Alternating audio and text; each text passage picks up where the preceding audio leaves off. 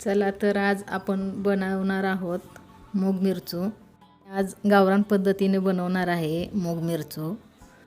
1 वाटी मूग घेतले आहेत, कुकरला 3 शिट्ट्या काढून घेतलेत।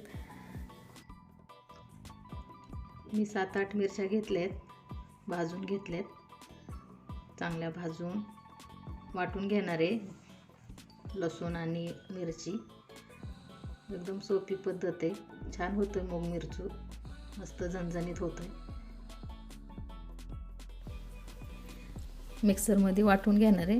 मिक्सरच्या भांड्यात टाकले लसूण आणि मिरची वाटून घेणार।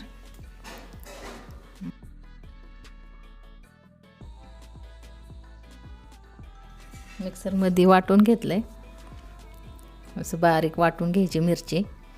आता कढई ठेवली, 2 चमचे तेल टाकले।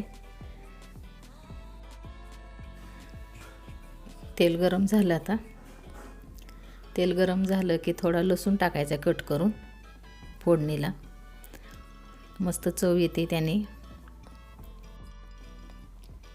लसूण चांगला ब्राऊन होऊ द्यायचा, ब्राऊन कलरवर आला की मस्त टेस्ट येते भाजीला। लाल होईपर्यंत भाजू द्यायचा लसूण तेलात।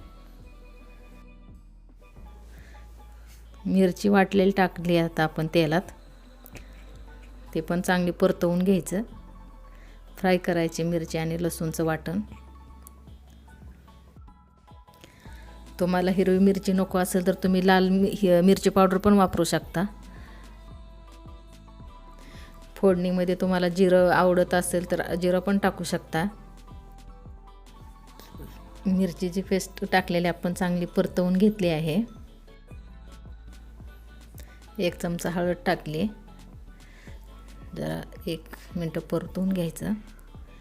आणि आपण आता कुकरला लावलेले मूग आपण कढईमध्ये फोडणीला ओतणार आहे।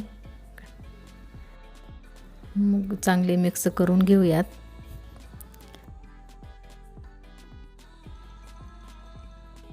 मी 1 चमचा मीठ घातले, तुम्ही कमी जास्त करू शकता, तुमच्या आवडीनुसार मीठ वापरा।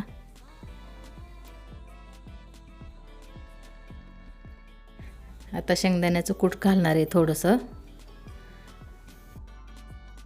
मी 4 चमचे शेंगदाण्याचं कूट घातलेलं आहे, छोटा चमचा आहे माझा, तुम्ही तुमच्या आवडीनुसार कमी जास्त करू शकता।